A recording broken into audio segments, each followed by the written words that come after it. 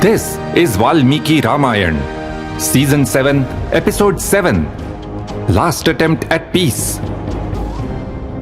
Sane voices in Ravan's court were still making last-ditch efforts to try and avert the impending destruction. Ravan's maternal grandfather, Malyavan, told him in no uncertain terms, "Make peace with Ram. I don't think it is wise to fight him. He is too powerful." But Ravan dismissed the suggestion. "Na etat shrotragatam mama. Your advice does not even reach my ears. And why do you think so highly of him?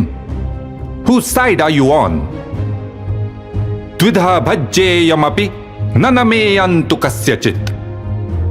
I may get cut into 2 pieces, but I will never bend." Outside the city, the Vanar army had camped for the night. Ram met with his closest advisors to discuss how they should launch their attack. At the meeting, Vibhishan shared some valuable information. "I have found out that Ravan has assigned Prahast to guard the east gate. Mahaparshva and Mahodar will be at the south gate, Indrajit at the west gate, and Ravan himself at the north gate. Uttaram nagaradwaram Ravanah swayamastitah. Virupaksh is in charge of the garrison at the center of the city." Ram considered all this and decided upon the following strategy for attack.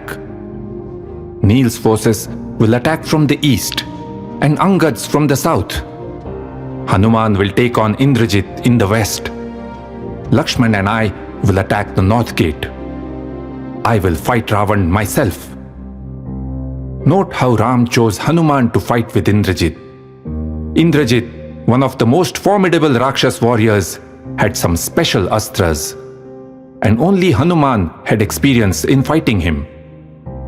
Also, Ram would lead from the front and fight Ravan himself. Contrast that with what Ravan did in Panchavati. He did not dare to fight Ram head-on. He sent off Marich as a deer to distract Ram, got Marich killed, and kidnapped Sita. Ram further briefed everyone.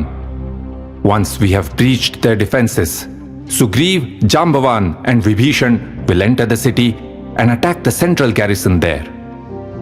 And remember, na chaiva manusham rupam karyam haribhirahave. None of the Vanaras should be in human form. The Vanar attire will tell us who is on our side." Later that night, as Ram looked at Lanka's fabulous skyline in the distance, he thought, "Eko hi kurute papam." One person makes a mistake, and so many pay the price. Ram knew that both sides would suffer heavy losses. This will be a terrible war. The ground will be soaked with blood. In the morning, the Vanar army started to lay the siege. A sea of Vanaras surrounded the city. Poetically, they encircled the city so tightly that even the wind could not enter. Ram decided to make one last attempt at peace. He sent Angad to meet Ravan. Ravan was in court, surrounded by his ministers. Angad introduced himself. "I am Vali's son and Ram's envoy. My name is Angad. You may have heard about me." I thought Angad grew his tail to a great length before speaking with Ravan. He then coiled it and sat on top of it. And so, he was seated at a higher position than Ravan. Was all that added in later retellings. You are right. This famous scene is depicted in many a stone carving on temple walls. Angad sitting on his coiled tail. Valmiki has not given such a description. But those stone carvings pictorially convey what Valmiki has described in words. That the young Angad was not intimidated by the Rakshas king. He spoke to him boldly, as an equal. Angad said, Ram's message to you is this: Nishpatya pratyudhyasva nrishansa purusho bhava. You vile Rakshas, be a man and come out and fight with me. You think you are invincible because of the boon you have got from Lord Brahma. For too long, you have been committing atrocities with impunity. You are the enemy of the Devas, Danavas, Yakshas, Gandharvas and Nagas, and of the Rakshasas too. The Rishis have suffered at your hands, but no more. The time of reckoning for your misdeeds has come. The world will be rid of your fear. It was so brave of you to kidnap Sita while I was away. It is now time to show your valor again, this time on the battlefield. And before you come, make preparations for your last rites. Without a doubt, I will destroy you and all those who support you. But if you want to live, Satkritya Vaidehim Pranipatya Pradasyasi. Bring Sita with honor and bow at my feet.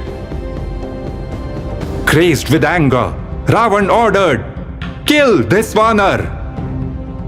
Note, Ravan paid no heed to the code among kings that an envoy should never be killed.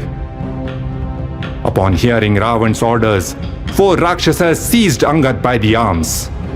Angad leapt into the air and onto a balcony. Tasyot patanavegena nirdhutas tatra rakshasah bhumau nipatitas sarve rakshasendrasya pashyatah. Pushed away by his sudden jump, the Rakshasas went flying and tumbled to the ground. And Ravan just stood there, stunned. Angad roared defiantly.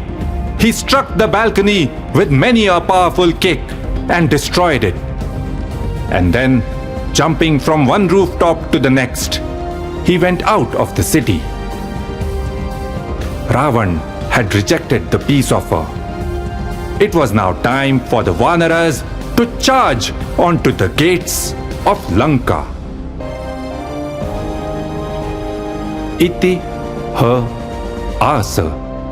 That is how it happened.